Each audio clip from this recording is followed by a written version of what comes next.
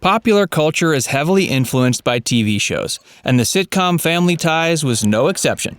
Family Ties aired on NBC on September 22, 1982, and ended 7 seasons later on May 14, 1989.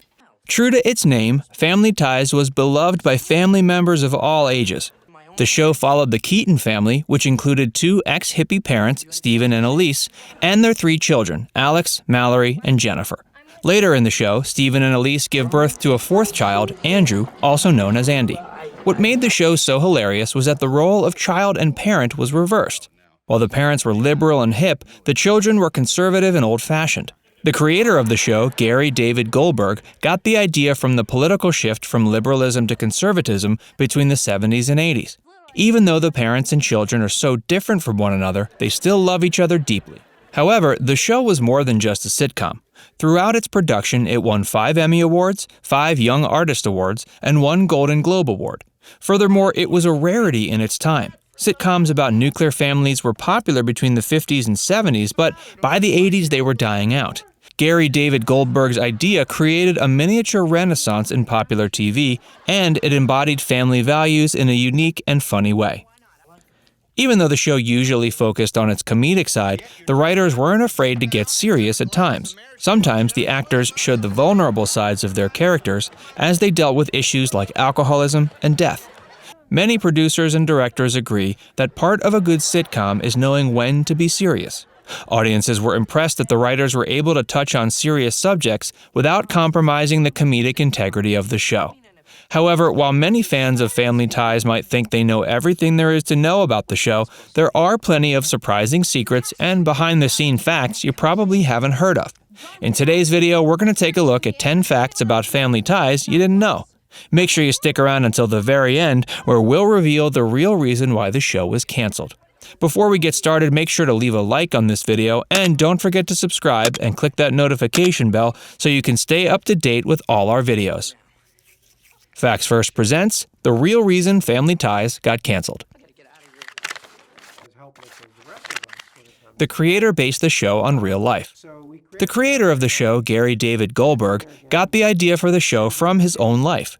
Back in the day, he and his wife, Diane Goldberg, were both hippies involved in the counterculture movement of the 60s and 70s. However, after the movement died down, they both decided to settle down into suburban life. The transition was difficult for them, but David Goldberg realized his experiences would make an amazing television show. He used the show to compare the difference between the older, more liberal generation and the younger, more conservative generation. While the show could have easily become a way to make one political party look better than the other, Goldberg wanted it to represent compromise and coexistence. As a result, both liberals and conservatives loved the show dearly. Michael J. Fox almost didn't get the role. Michael J. Fox played Alex P. Keaton, an aspiring millionaire. After Family Ties, he went on to become an amazingly talented actor. However, few people know he barely landed the role of Alex. The creator originally fancied Matthew Broderick for the role instead. However, Matthew declined the role, as he didn't want to move to Los Angeles. The producers had loved Michael J. Fox's audition, and they asked Goldberg to reconsider. Goldberg brought him in for a second audition. He had disliked his first impression of Fox, as he felt his portrayal of Alex P. Keaton was too dark. Fox took the note well, however, and his second audition blew Goldberg away. Before long, he was playing the beloved character on TV. Even the president liked the show. The show was beloved among adults, children, liberals, and conservatives alike. At the height of its popularity, 1/3 of the American population regularly watched the show. However, did you know that one of those fans was President Ronald Reagan himself? His endorsement of the show greatly improved its ratings, and many fans hoped the president would make a guest star appearance. Reagan was a famous movie star before he became president, but despite his love of Family Ties, he never made an appearance. If you're surprised the show even made an impression on the president, click the like button to let us know.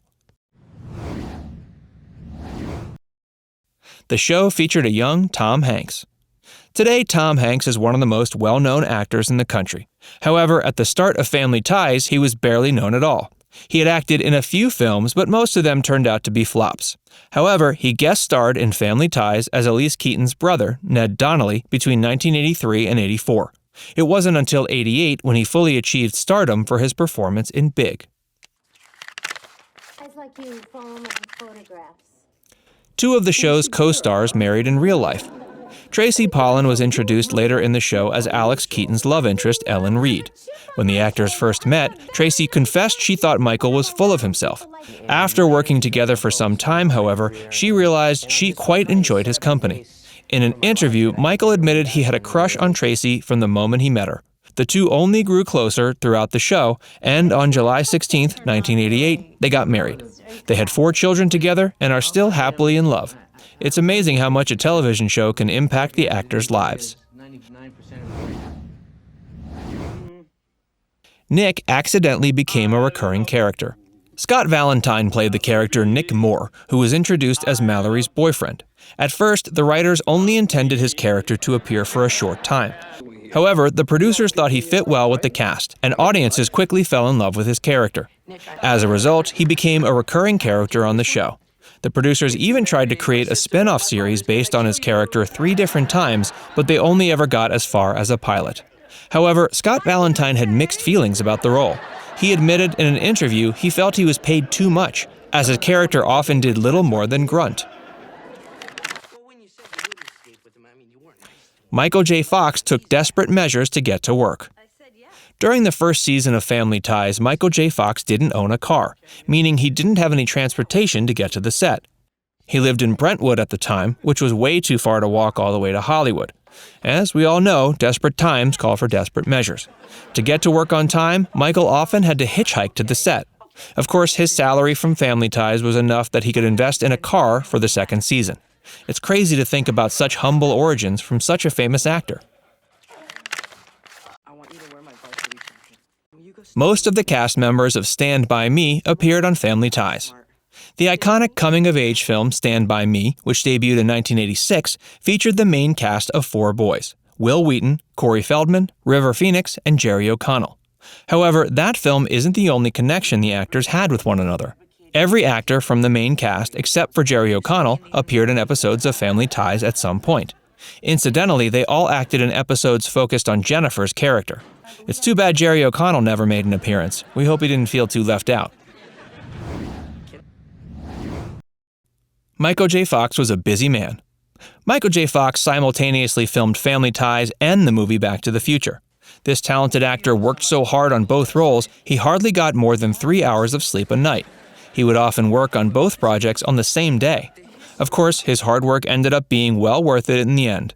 His role in Back to the Future earned him more fame than his role as Alex P. Keaton. After Back to the Future, he was offered more roles than he could even imagine. The real reason the show ended. Even long after a show has ended, many ensemble casts are forced to get together again for reunion episodes or feature films.